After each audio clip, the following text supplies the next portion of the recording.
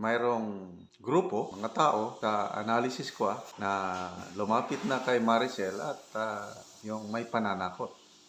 Pag nagsalita ka, pag nagsabi ka ng totoo, delikado ka. So, natural sa isang tao, yung seguridad mo, uunahin mo.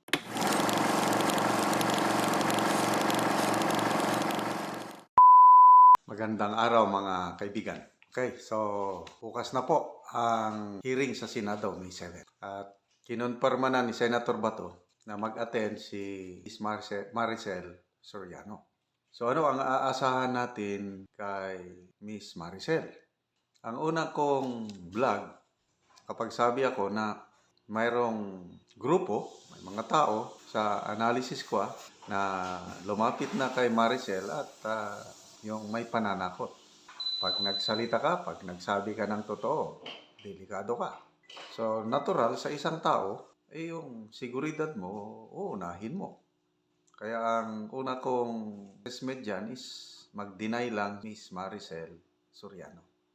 So, wala tayong makukuhang anything pasabog sa kanya. Kanina, nanood ako sa latest vlog ni Maharlika. Pinag-usapan ang topic niya si Maricel. May pelikula pala ito. Hindi ko napanood to. May pelikula pala si Maricel na Super Inday and the Golden Baby.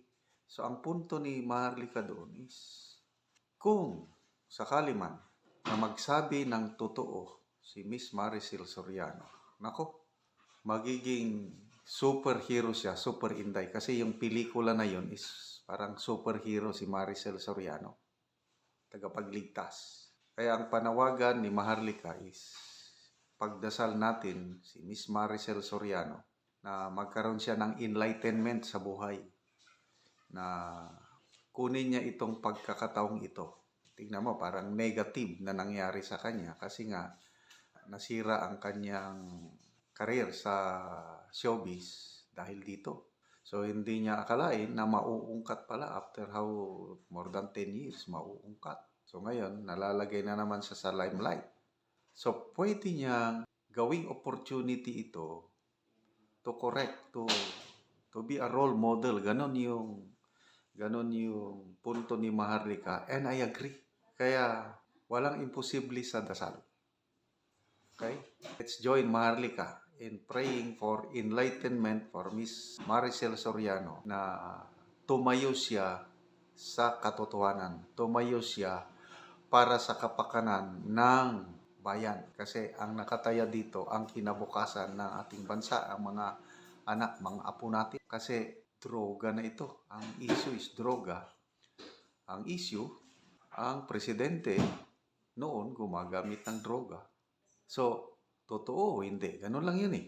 Tatanungin siya, kasi ang revelasyon na ni Agent Morales na marami nang naniniwala is, nung panahon yun, ang dating Senador Bongbong Marcos gumamit ng illegal na droga at kasama si Miss Maricel Soriano.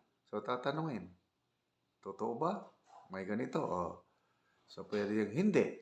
Pag ganun ang sabi niya, wala na. Hindi mo na yan mapilit pag hindi. At sana, magkaroon ng milagro sa buhay ni Miss Maricel Soriano at tatayuan niya kung ano talaga ang nangyari, isasabihin niya ang totoo. Pwede yun. Okay? So, yung pelikula na Super Inday, superhero siya doon, talagang magiging hero siya katulad ni Morales. So, may nabasa ko sa mga comments, may lalabas na 3M na superheroes. Ano yan, 3M? Maharlika, Morales, Maricel. Sa ngayon kasi, 2M pa lang. Morales and Maharlika. Sila yung mga bagong bayani. Sila na yung Diego and Gabriela silang. Si Morales at saka si Maharlika. Sana madagdagan ng another M, Maricel, Super Inday. Okay. So, naikwento rin ni Maharlika doon yung may napanood daw siyang interview kay Maricel Soriano na naikwento ni Maricel yung pinagdaanan niyang hirap sa buhay. Nung una daw, hirap na hirap sa buhay itong pamilya ni Maricel Soriano na halos walang makain. So, naantig ang damdamin ni Maharlika, awang-awa siya sa kay Maricel at naniniwala si Maharlika na may mabuting kalooban itong si Maricel Soriano. Ako, last week, first time kong mapanood, meron siyang vlog eh. Nakalimutan ko na I think nag-subscribe na ako dun eh. Kasi nung bata rin ako, nanonood ako sa John and Marcia, di ba? Anak siya ni John and Marcia. Yun ang maalala ko eh. Tapos yung mga sumunod niya, mga pelikula, nanonood ako kasi magaling na artista itong si Maricel Soriano. Pwedeng comedy, pwedeng drama, pwedeng ang action eh. All around na artist. Sayang nga lang at biglang lumubog yung kanyang showbiz career. Ito depende sa May 7. Pag pumanig siya sa katotohanan, nako, magiging celebrity ulit si Maricel. Yung vlog niya, tignan ko ulit, panonoorin ko na yon. At dadami ang kanyang fans. Kung maiba naman ang kanyang landas at matakot, wala na tayong magagawa. Kanya-kanyang desisyon yan ng tao. 50-50. So, aasa tayo na may mangyaring maganda sa bukas. Again, ulitin ko lang yung revelasyon ng mga puting ahas ni Maharlika, plano ng PIDEA, lalo na si Director General Lasso na i-boycott, wag na lang mag-attend. Anyway, karapatan din nila yun. Basta importante, nandyan si ex-PIDEA Agent Morales na naniniwala ko marami pa siyang kaalaman. Kinokontrol niya yung pagpahayag ng mga informasyon tungkol sa isyong ito. Lalo na ang asahan natin dyan na susunod na lalabas, yung 5 pictures na sinasabi. Meron yan. Pati yung confidential agent.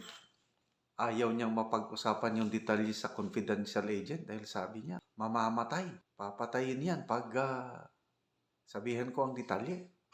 Although sinasabi niya na matagal na silang walang kontak. But I believe naniniwala ko, may isang tao, may isang grupo na siya o sila ang nagbigay ng PIDEA documents kay Maharlika. At itong grupo na ito, itong tao na ito, hawak din niya o nila yung 5 pictures. Hawak nila yung mga dokumento. Parang lumalabas parang nakuha nila sa PIDEA. So, itong grupo o itong tao nito na may hawak ng lahat, siya yung director, siya ang nagdidikta kung kailan ipalabas yung 5 picture na sinasabi ni Morales na nandun kitang-kita Maricel and BBM na sumisinghot ng pulburon. Nako, matindi yan. Pag yan ang pinakita, either ibibigay kay Maharlika, siwalat na naman niya sa kanyang vlog, or ibigay kay Morales at ipakita sa Senate hearing. Nako. Lalo na kung lulutang yung confidential informant. Pag yan ang lulutang at yan ang mag-testify, wala na. Wala nang lusot. Talagang diin na sila. So, again, sana maging super Inday hero si Maricel Soriano ngayong May 7. At wala pang imposible. Ipagdasal natin ang kanyang enlightenment, tapang, na labanan niya yung pananakot sa kanya at para maituwid ang mga kamalian sa buhay.